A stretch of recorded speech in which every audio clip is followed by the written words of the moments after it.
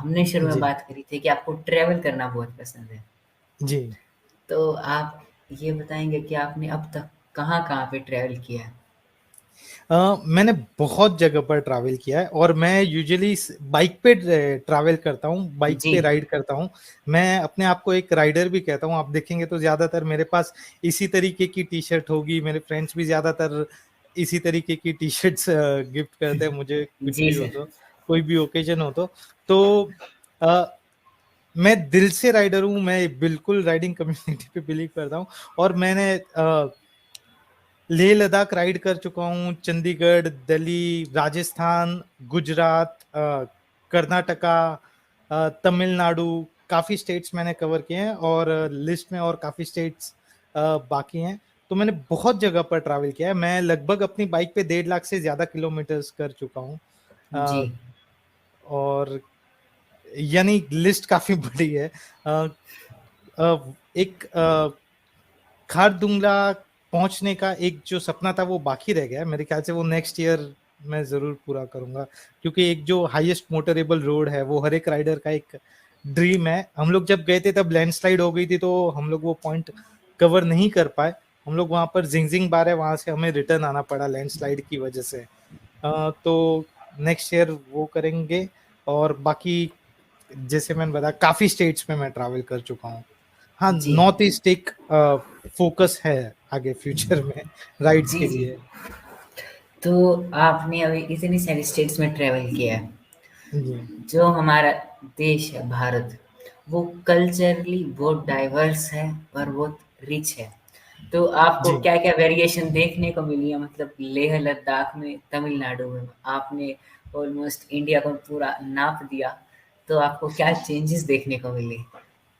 अ, मतलब मैं इतना सरप्राइज़्ड हूँ कि लोग फ़ॉरेन क्यों जाते हैं। मुझे तो ये सच बोलूँ तो अब इतना ट्रैवल करने के बाद मुझे समझ नहीं आता कि लोग फ़ॉरेन ही क्यों जा रहे हैं। अगर जो आपने इंडिया ट्रैवल नहीं किया है, तो आपका फ़ॉरेन जाके कोई सेंस नहीं बनता।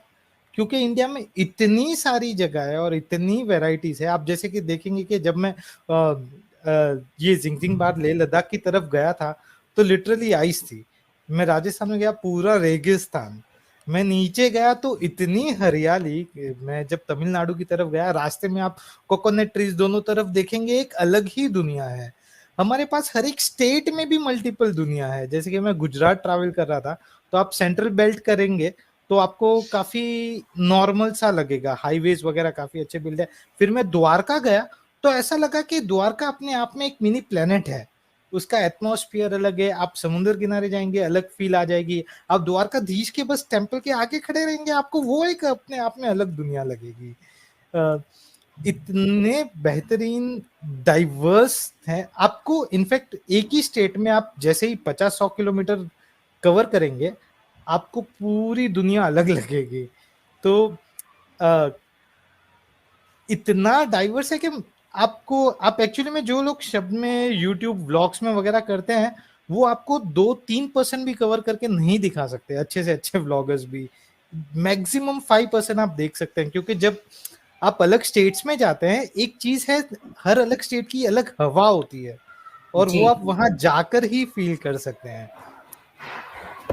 जी, जी, तो मैंने बहुत अपने देश में ही काफ़ी अलग-अलग हवाएँ को फ़ील किया है। अपने ऊपर तो बहुत अच्छा एक जगह पे ठंडा एक्सपीरियंस, गरम एक्सपीरियंस, तपती गर्मी और बहुत ही सुहाना एटमॉस्फियर यानी ऑलमोस्ट जी। बहुत सारी वैराइटीज़ एक्सपीरियंस की है। तो सर आपने मोटो राइड की बात करी, तो जी, आप कितने सालों से मोटर राइड कर रहे हैं? मतलब कितने साल हो चुके हैं आपको? मैं लगभग 10 साल से राइड कर रहा हूँ। तब जी, जाके शायद मेरे 1.5 लाख प्लस किलोमीटर्स हुए हैं मैं। पहले से ही मैंने जब कंपनी जॉइन की तब मुझे बाइक चलानी भी नहीं आती थी। एक मेरा काफ़ी अच्छा फ्रेंड है जिग्नेश जो आप अगर जो मेरे लेह लद्दाख के फ़ोटोज़ देखेंगे तो उसमें भी दिखेगा और हम लोग 2 ही जन गए थे काफ़ी साल पहले लेह लद्दाख। तो मैंने 10 साल पहले हम लोग ये मेरे फ्रेंड की बाइक बुक करने गए थे। तो वहाँ पे मैंने फ़ेज़र यामाहा फ़ेज़र खड़ी देखी, उसने एफ़ज़ी ली थी। तो मुझे देखते ही लगा जी, कि ये बाइक लाइफ़ में होनी चाहिए। जी, तो बस मैंने वहाँ से वो फिर यामाहा से मैंने फ़ेज़र ली और उस बाइक को अभी 12 साल हो गए हैं, तो लगभग हाँ 12 साल से मैं प्रॉपर राइडिंग 10 इयर्स से कर रहा हूँ, क्योंकि पहले 2 साल मैं बस ऑफिस अप डाउन करता था ज्यादातर, लेकिन उसके जी बाद मैंने बाहर ज्यादा लंबा राइड करना शुरू किया और फिर अब तक बस करते जा रहे हैं हर साल जी जी। कुछ ना कुछ। सर आपने इतना ट्रैवल किया है, तो कोई 3 चीज़ें जो आपने ट्रैवलिंग से सीखी हों? जी, ट्रैवलिंग से सबसे पहली चीज मैंने सीखी है पेशेंस। ट्रैवलिंग से आप इतने पेशेंट पर्सन बन जाते हो, और मैंने ये सारे ट्रैवलर्स में नोटिस किया कि जब मैं ऋषिकेश गया था तब खास करके एक तो पेशेंस रखना बहुत जरूरी है। आप खास करके ट्रैवल करते हो, ये शायद नेचुरली आ जाता है लोगों में। एक मैंने पेशेंस सीखा है, दूसरा मैंने सीखा है कि आप एक जगह पे जिंदा नहीं रह सकते हैं। जी, आपको दूसरी जगहों पर जाना बहुत जरूरी है अगर जो जिंदा रहना है तो। आप एक जगह पे 50 साल बिताकर उसे लाइफ नहीं कह सकते हैं। जी, अ, जी। वो एक ही, बस वो एक साल आप 50 बार रिपीट करेंगे उसका कोई सेंस नहीं बनता है, वो कॉपी पेस्ट की तरह काम करेगा। तीसरी मैंने ये चीज सीखी है कि वेरिएशंस जो है, ठीक है, वही आपकी लाइफ में एक्साइटमेंट और हैप्पीनेस लाते हैं। जो जी, चेंजेस है, डिफरेंट फीलिंग्स है, हैप्पीनेस का सोर्स इज फीलिंग। और जो फीलिंग आपको अलग फीलिंग है वो अलग जगह से ही जाकर आएगी। आप बहुत मुश्किल है एक जगह पर रहकर ज्यादा डिफरेंट डिफरेंट फीलिंग लाना, पर आप ट्रैवल करेंगे तो ये बहुत इजी हो जाता है। इम्पॉसिबल नहीं है, ऑफ कोर्स आप एक जगह पे रहकर भी डिफरेंट फीलिंग जैसे हैप्पीनेस, सैडनेस, ये सारी चीजें हो सकती हैं आपके अंदर। पर अगर जो हैप्पीनेस के डिफरेंट वेरिएशन लाने हैं आपको, तो आपको ट्रैवल करना बहुत जरूरी है। जी। तो सर आजकल अगर हम यूथ को देखें, तो वो 30-40 भी नहीं, 30-35 की उम्र में वो मतलब थकान महसूस करने लग जाता है। आपकी एज जी शायद 35 हो चुकी है। जी, बिल्कुल 35 हो गई। जी, 35 हो चुकी है और आप मतलब इतना लंबा-लंबा ट्रैवल करते हैं, मैंने वीडियोज़ देखी हैं आपकी। तो आपको जी कभी थकान महसूस नहीं होती? क्योंकि आप मोटर राइड कर रहे हैं, अगर कार में राइड कर रहा हो जी। कोई पर्सन तब इतना नहीं होता, पर बाइक पे आपको कोई आज तक मतलब ऐसा नहीं हुआ कि हाँ, अब और नहीं करना चाहिए तो मैं थक गया? ये बहुत ही सरप्राइजिंग चीज है। मैं जब राइड करता हूँ तो फिर मैं एक्चुअली में नॉन स्टॉप हो जाता हूँ। जैसे कि मैं जब बैंगलोर से निकला था, राइडिंग से मेरी थकान दूर हो जाती है। जब मैं बैंगलोर से निकला था तो मैंने सोचा था कि बीच में 400 किलोमीटर के आसपास स्टे ले लूंगा। फिर जी, मैं बीच रास्ते तक पहुंचा। फिर मैंने सोचा कि नहीं, थोड़ा और आगे राइड कर लेता हूँ। फिर ऐसे करते करते मैं पूना पहुंच गया। फिर मैं पूना पहुंच गया तो मैंने सोचा कि अब मुंबई ज्यादा दूर नहीं है, मुंबई पहुंच जाता हूँ। तो ऐसे करते करते मैंने 19 आवर्स की राइड कर ली एक शॉट में, बेंगलोर टू मुंबई। तो राइडिंग से मुझे इनफैक्ट ज्यादा मजा आता है। मेरे बॉडी थक जाती है पर माइंड नहीं थकता, उसकी वजह से मैं ज्यादा जी। राइड कर पाता हूँ। और ये आई थिंक सो नेचुरली जो आपको पसंद होता है आप बहुत ज्यादा कर सकते हैं जी। वो। वो सर आपका माइंड ट्रेन हो चुका है, क्योंकि जब हम शुरू में बुक पढ़ते हैं, तो हमारा माइंड जी ये बोलता है बस अब और नहीं पढ़ना। तो जी। कई बार हम माइंड को चैलेंज करते हैं कि बस एक पेज और। तो शायद इस चीज़ के कारण आप अब इतने वो हो चुके हैं कि आपका माइंड आपको खुद बोल रहा है कि चलो और करते हैं। हाँ, वो कहता है ना, मतलब खाने में कहते हैं ना, पेट भर गया पर मन नहीं भरा। जी, उस तरीके से ये काम करता है शायद। तो जी, जब तक बॉडी पूरी तरह से न थक जाए तब तक ट्राई करते हैं ना ब्रेक ले। हाँ, एक चीज मैं बहुत ध्यान रखता हूँ, सरप्राइजिंगली आज तक इतने 1.5 लाख किलोमीटर में भी कोई मेजर हादसा ये नहीं हुआ, क्योंकि मैं बहुत ही सेफ राइडर हूँ। और मैं देखता हूँ कुछ लोग एक्साइटमेंट में, शायद आपको पता होगा लास्ट ईयर जो है हमारे साउथ का एक काफी अच्छा यूट्यूबर था, उसने खुद को ही चैलेंज किया कि मैं इतने घंटे में इतना डिस्टेंस कवर करूंगा, वो चक्कर में स्पीड करने में एक्सीडेंट से डेथ हो गई उसकी। तो जी, मैं कहूंगा इससे बिल्कुल भी इंस्पायर मत होइए, कितना भी टाइम लगे। अगर जो मुझे चलाते वक्त एक भी झपकी भी आ जाए तो मैं तुरंत रुक जाता हूँ। फिर मैं नहीं सोचता कि मेरे ये एरिया में होटल में ज्यादा खर्चा हो जाएगा, 200 रुपए ज्यादा जाएंगे, बिल्कुल नहीं सोचता। क्योंकि जी, अगर जो जिंदा रहे तो फिर ज्यादा, क्योंकि हमारी गलती से सिर्फ हम खुद को नहीं, शायद दूसरों को डैमेज कर दे। शायद मैं कट मार के निकल जाऊं पर वो गाड़ी वाले का बैलेंस जाए और उसका एक्सीडेंट हो जाए। तो मैं जी, ये जी, रिस्क जी, बिल्कुल नहीं लेता। मैं बहुत ही सेफ राइडर हूँ। मैं स्पीड स्लो कर, मुझे जरा भी डाउट लगे कि मैं नींद आ रही है, ऐसा कुछ भी है, मैं तुरंत स्टॉप हो जाता हूँ। ये एक चीज का मैं काफी ख्याल रखता हूँ। और यूथ को खास करके मैं कहूंगा कि स्पीड और वो सब चक्कर में मत जाइए, एक्सपीरियंस कलेक्ट कीजिए। आप स्पीड में जाएंगे तो बेसिकली आप कुछ एक्सपीरियंस भी नहीं कर पाएंगे। आपको वैसे चाहिए तो फिर आप ये उड़न खटोले वगैरह में बैठ जाइए।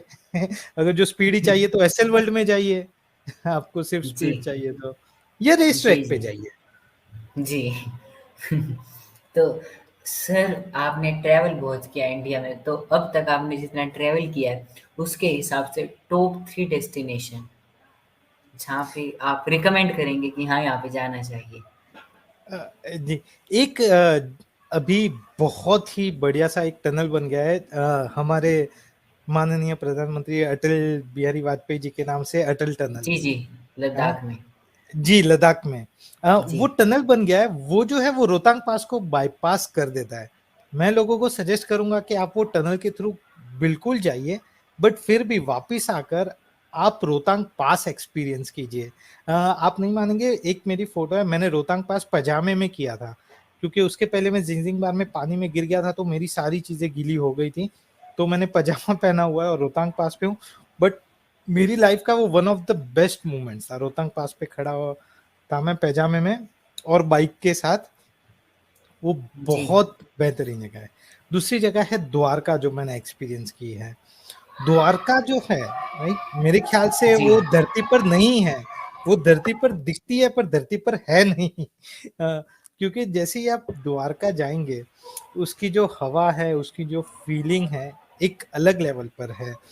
जी। आपको जो आध्यात्मिक हम कहते हैं हिंदुइज्म में, लाइक ऑफ कोर्स मैं डीपली रूटेड हिंदू हूँ, स्पिरिचुअलिटी, ठीक है, हाँ, वो स्पिरिचुअलिटी। स्पिरिचुअलिटी आपको नॉर्मली आपको मेडिटेशन करना पड़ता है, ध्यान लगाना पड़ता है, काफी चीजें करनी पड़ती है, तब वो स्टार्ट होता है।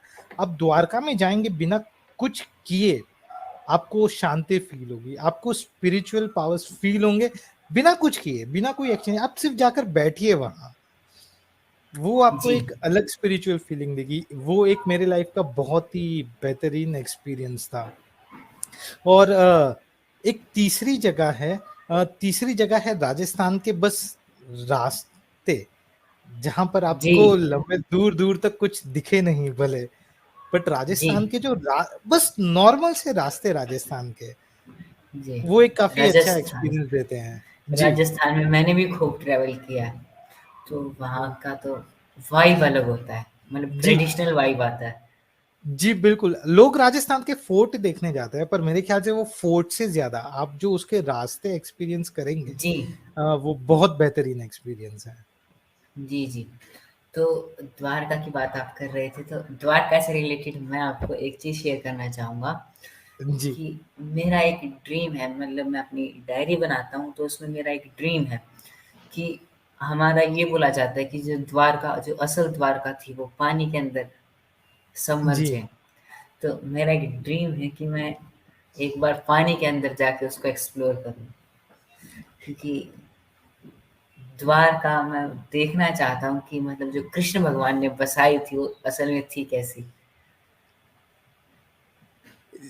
जी, बिल्कुल। मेरे ख्याल से आप सिर्फ पानी में वहां उतरेंगे, पानी में आप सिर्फ पाँव डाल के खड़े रहेंगे, आपको द्वारका महसूस हो जाएगी।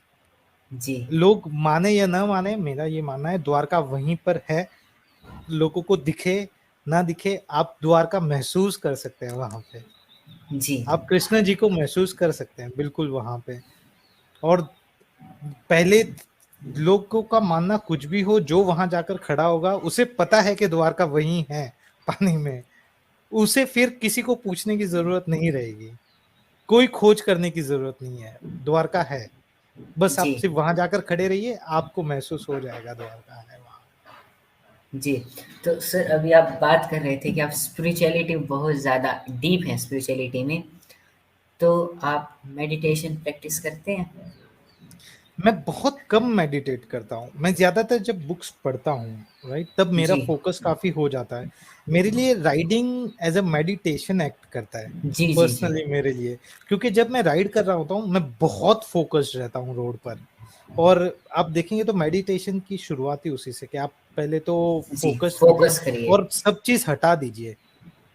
तो आप एक्चुअली में जब मैं राइड करता हूँ तो मेरा काफ़ी फ़ोकस नैरो हो जाता है, ज़्यादातर थॉट्स दिमाग से निकल जाते हैं और मैं वो एक्सपीरियंस कर पाता हूँ। तो मेरे लिए riding as a meditation act करता है। मैं पर्सनली ये बिलीव करता हूँ। मेरे लिए राइडिंग इज़ मेडिटेशन। जी, तो आप आईटी फील्ड से हैं, तो थोड़ी अब आईटी जी, की बातें करते हैं। जी, तो आपने बताया था कि आप एआई में बहुत ज़्यादा इंटरेस्टेड हैं। तो जी, आने वाले टाइम में हम सब जानते हैं कि एआई रिप्लेस करने वाला है हर बिल्कुल। चीज़ को। तो आप एआई को किस नज़रिए से देखते हैं? अ, मैं एआई को काफ़ी लोग डर रहे हैं कि इससे जॉब्स जाएँगे, नौकरियाँ कम हो जाएँगी। और ज़्यादातर आप देखेंगे कंपनियाँ बोलती हैं नहीं ऐसा कुछ नहीं होगा, सँभालो। नहीं, द फैक्ट इज़ कि नौकरियाँ जाएँगी। मैं ये फ़ील्ड को काफ़ी नज़दीक से देख रहा हूँ। मैं काफ़ी चीज़ें एक्सप्लोर कर रहा हूँ, जैसे क्लाउड एआई सर्विसेज़ है, मैंने काफ़ी सारे प्रोडक्ट्स में इंटीग्रेट भी करवाई हैं और मैं देख रहा हूँ कि उस वजह से लोगों की नौकरियाँ जा रही हैं। तो जो लोग बहुत ही बेसिक रिपिटेटिव काम करते हैं, तो एक चीज़ डेफ़िनेट है कि उनकी नौकरियाँ ज़रूर जाएँगी। अ, इसमें कोई शक नहीं है। अगर जो 5 साल नहीं तो 10 साल, 10 साल नहीं तो 15 साल। पर 15 साल में जी, जो बेसिक रिपिटेटिव काम कर रहे हैं, उनकी नौकरियाँ ज़रूर जाने वाली हैं। कोई भी कंपनी कुछ भी कहे, मैं उस फ़ील्ड को काफ़ी क्लोज़ली देख रहा हुँ, हूँ और मैं देख रहा हूँ कि लोगों के जॉब ऑलरेडी जाने शुरू हो गए हैं। एआई के साथ-साथ एक चीज़ जो लोग ज़्यादातर नहीं कहते हैं, वो है ऑटोमेशंस। एक्चुअल में एआई से ज़्यादा ऑटोमेशंस लोगों के जॉब ऑलरेडी ले रहा है आज की डेट में। एआई अभी लोगों के जॉब पे इम्पैक्ट नहीं कर रहा है, एआई जॉब बिल्ड कर रहा है, आप देखेंगे तो। उसका एक जी, कर्व होता है ज जो एक बार ग्रो होता है एआई की वजह से अभी जॉब हैं, 10 साल तक रहेंगी, जॉब बढ़ती जाएँगी, मार्केट बड़ी होगी। पर जब एआई पीक पे हो जाएगा, उसके बाद लोगों को काम मिलना कम होना शुरू होगा क्योंकि एआई रेडी हो जाएगा वो काम करने के लिए। आज की डेट जी, में ऑटोमेशंस काफ़ी काम करने के लिए रेडी है, जैसे कि अमेज़न का वेयरहाउस देखिए आप, फुल्ली ऑटोमेटेड हो गया है। डेटा एंट्री के काफ़ी सारे जॉब एग्ज़िस्ट ही नहीं करते, क्योंकि ओसीआर से डेटा एक्सट्रैक्ट होके ऑटोमेटिकली इंसर्ट हो जाता है या ट्रांसमिट हो जाता है। या तो डेटा पेपर पे होता ही नहीं, आप देखेंगे डायरेक्ट फॉर्म्स में ऑटोमेटिकली कलेक्ट हो जाता है। तो ऑटोमेशन अभी काफ़ी जॉब्स ले रहा है और ऑटोमेशन जब एआई के साथ कंबाइन होगा तो और ज़्यादा जॉब्स जाएँगे। ऑटो पायलट जैसे कि सब लोग जानते हैं, ऑटो पायलट आ जाएगा तो ज़्यादातर ड्राइवर्स की जॉब खतरे में आ जाएँगी।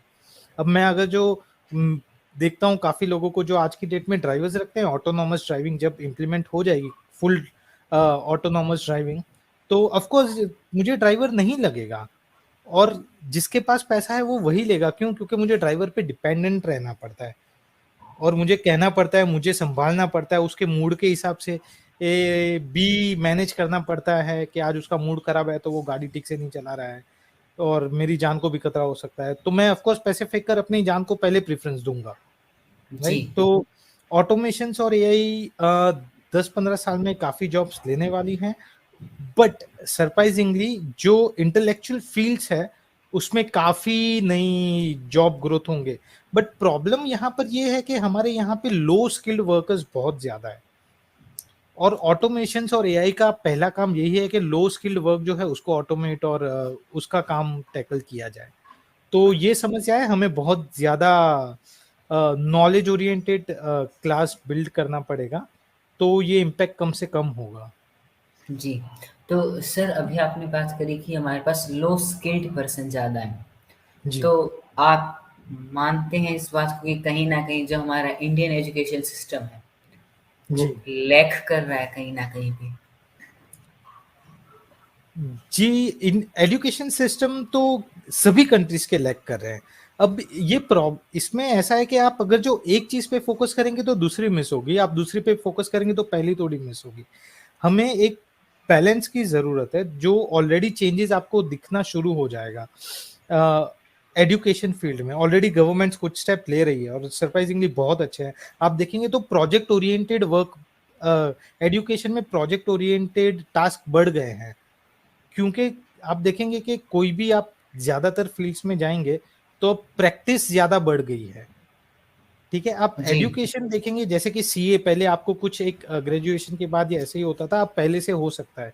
तो मेरे ख्याल से ऑलरेडी पॉजिटिव स्टेप तो ले रहे हैं, बट ऑफ कोर्स ड्रॉबैक्स हैं, और आप कितना भी कर लो हमेशा ड्रॉबैक्स रहेंगे। बट वो कोई इशू नहीं है मेरे ख्याल से, प्राइमरी इशू वो नहीं है कि लिमिटेशंस है एजुकेशन सिस्टम के। मेरे ख्याल से हम लोग एजुकेशन को देख ही रहे रॉन्ग तरीके से, जो काफी लोग बोल रहे हैं। जी एजुकेशन आपको बेसिक अंडरस्टैंडिंग काफी सारी चीजों की लाने में हेल्प करता है, उससे ज्यादा कुछ नहीं करता। एजुकेशन का इंटेलिजेंस से कोई लेना देना नहीं है। इंटेलिजेंट लोग को आप मत पढ़ाओ, फिर भी वो इंटेलिजेंट रहेंगे। ठीक है, एंटरप्रेन्योर्स लोग पढ़े लिखे हो या ना हो, वो बड़ी कंपनियां खड़ी कर देते हैं। तो सिर्फ स्किल डेवलपमेंट पे थोड़ा ज्यादा और फोकस चाहिए। आई थिंक सो ऑलरेडी काफी काम हो रहा है, गवर्नमेंट लेवल पे भी हो रहा है सरप्राइजिंगली, और मेरे ख्याल से वो टैकल हो जाएगा 5 से 10 सालों में। तो जो जी इम्पैक्ट है वो कम आएगा। जी। तो अभी आपने स्किल की बात करी कि स्किल पर फोकस करना जी चाहिए। तो मैं जी आपकी स्किल्स के बारे में पढ़ रहा था, तो आप फैमिलियर हैं पीएचपी से, एसक्यूएल टेक्नोलॉजी से। जी। तो व्यूअर्स हैं, उनको बताएंगे कि पीएचपी और एसक्यूएल होता क्या है? पीएचपी जो है एक प्रोग्रामिंग लैंग्वेज है। आपने बहुत सारी प्रोग्रामिंग लैंग्वेज सुनी होगी, C, C sharp, dot net framework है, पाइथन लैंग्वेज है। मैं जी तो थोड़ी बहुत पाइथन भी लिखता हूँ, बट मेरा ज्यादा फोकस पीएचपी में इस वजह से क्योंकि हमारे ज्यादातर काम में जो प्रोजेक्ट्स हैं वो पीएचपी बेस्ड हैं। इस वजह से पीएचपी एक प्रोग्रामिंग लैंग्वेज है जो सर्वर पे रन होती है, और जो आप ज्यादातर वेबसाइट्स जो देखते हैं उनका जो बैकएंड होता है सर्वर पर, वो पीएचपी में कोड किया जाता है। और एसक्यूएल जो है वो बेसिकली डेटाबेस है। ये बहुत ही बेसिक सी चीज है जिसमें आपका जो भी डेटा है, जैसे कि आप कोई सोशल मीडिया साइट पे अपना नाम, नंबर वगैरह देते हो, तो जिसमें वो स्टोर होता है वो डेटाबेस होता है, और वहां पर डेटा सारा सेव किया जाता है। सो सीक्वल जो है वैसे लैंग्वेज है जो डेटाबेस से डेटा पुल करने में और अपडेट करने में और सारे ट्रांजैक्शंस करने में हेल्प करती है। और तो वो लैंग्वेज से मैं काफी फेमिलियर हूँ, और वो भी मुझे आती है ताकि मैं डेटाबेस से डेटा मैनिपुलेट कर सकूं। जी जी विक्रम सर, तो आपने बता दिया है स्किल के बारे में, जो दोनों स्किल्स हैं। तो जी आने वाले टाइम में प्रोग्रामिंग लैंग्वेज भी, आज के टाइम पे भी और आने वाले टाइम में भी जी बहुत ज़्यादा ऊपर जाने वाली हैं। और जो आज का यूथ है वो इसको बात को समझ भी रहा है। बट जी आज बिल्कुल का जो यूथ है वो क्या कर रहा है कि उसने टीवी पर, मोबाइल में ये तो देख लिया कि हाँ कोडिंग से ऐप बना सकते हैं, ये होता है वो होता है, तो वो उससे अट्रैक्टेड हो जाता है। उसका कोई पैशन नहीं होता, कोई इंटरेस्ट नहीं होता। वो सीखने जी लगता है, 1-2 दिन सीखेगा। उसके बाद जब उसको समझ में नहीं आती तो फिर वो बोलता है कि प्रोग्रामिंग लैंग्वेज ही बकवास है और डिफ़िकल्ट है। जी जबकि उसका खुद का इंटरेस्ट नहीं होता सीखने में, वो मात्र बिल्कुल। अट्रैक्शन की वजह से आया था। तो इस पर आप क्या सोचते हैं? मैं सोचता हूँ कि ये बहुत अच्छा है कि वो रियलाइज करता है और छोड़ देता है, ये तो कंटाल के छोड़ देता है। The fact of the matter is, लोग सोशल मीडिया की वजह से लोगों को ऐसे लगता है कि बस फटाक से हो जाता है। जैसे कि आप मूवी देखेंगे, आप 3 घंटे की जो मूवी देखते हैं उसे बनाने में 1 साल लग गया होता है। लोगों को लगता है जी। वो 3 घंटे में ही हो जाता है, ये ज्यादा से हुँ, ज्यादा 10 घंटे में हो जाता है। ये बहुत बड़ी मिस्टेक है। जैसे कि आप देखेंगे, ये जैसे कि एक हमारी लाइव एग्जांपल ले लूं, ठीक है, तो जैसे कि वीडियो एडिटिंग स्किल्स है, उसके लिए मैं आपके पास क्यों आता हूँ, क्योंकि वो मेरी स्किल नहीं है। लोगों को जी, लगता है कि ब्लॉग बहुत इजीली बन जाते हैं व्लॉग्स, पर ऐसा नहीं है।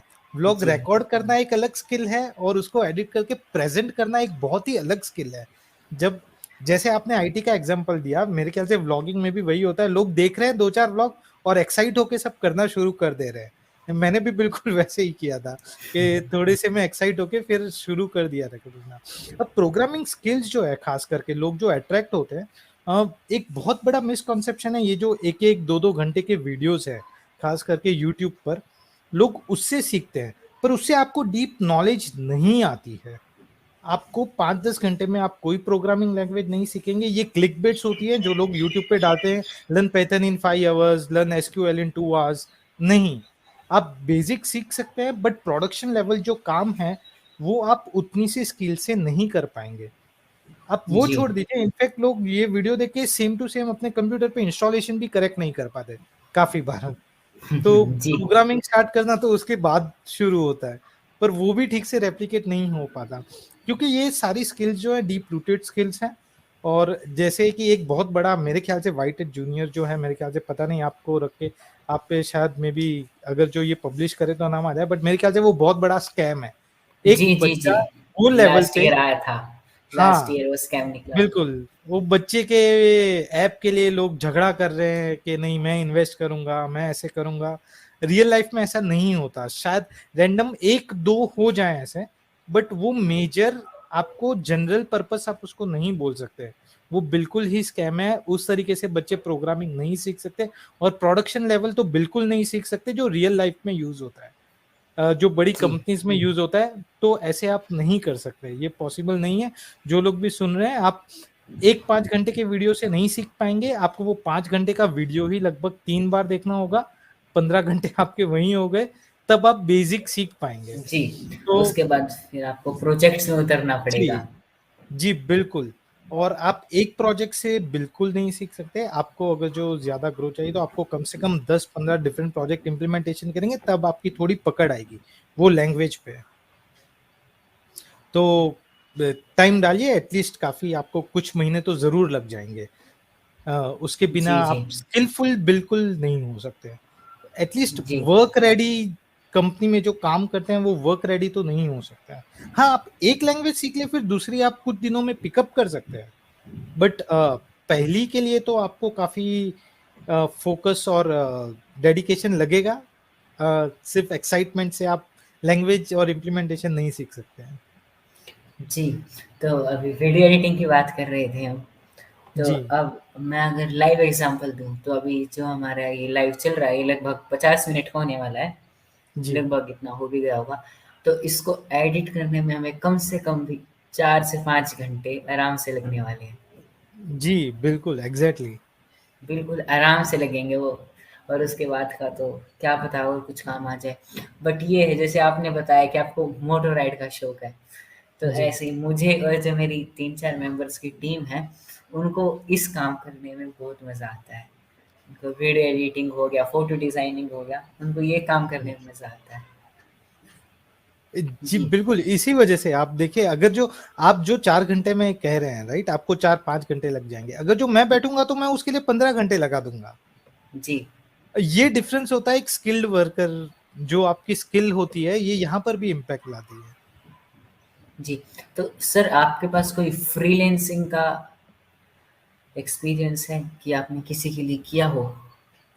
मैंने फ्रीलांसिंग काफी सारे प्रोजेक्ट्स किए हैं, इनफैक्ट सर्वर जी। साइड इम्प्लीमेंटेशन में प्रोजेक्ट्स में कुछ ईआरपी सिस्टम्स किए हैं, storage systems, cloud based storage systems implement करवाए मैंने। तो फ्रीलांसिंग में मैंने काफी प्रोजेक्ट्स किए हुए हैं, उसमें मुझे काफी एक्सपीरियंस है। इनफैक्ट मेरी वाइफ भी जो है वो पीएचपी डेवलपर ही है, तो मेरी वाइफ ने भी काफ़ी हेल्प किया है इम्प्लीमेंटेशन में, और स्पेसिफिकली कोडिंग में। वो भी काफ़ी काफ़ी अच्छी कोडर है। जी। तो हमने साथ में मिलकर भी काफ़ी प्रोजेक्ट्स किए हैं। जी। जी। तो सर जो हमारे व्यूअर्स हैं, उनके लिए जी, लास्ट में क्या मैसेज देना चाहेंगे?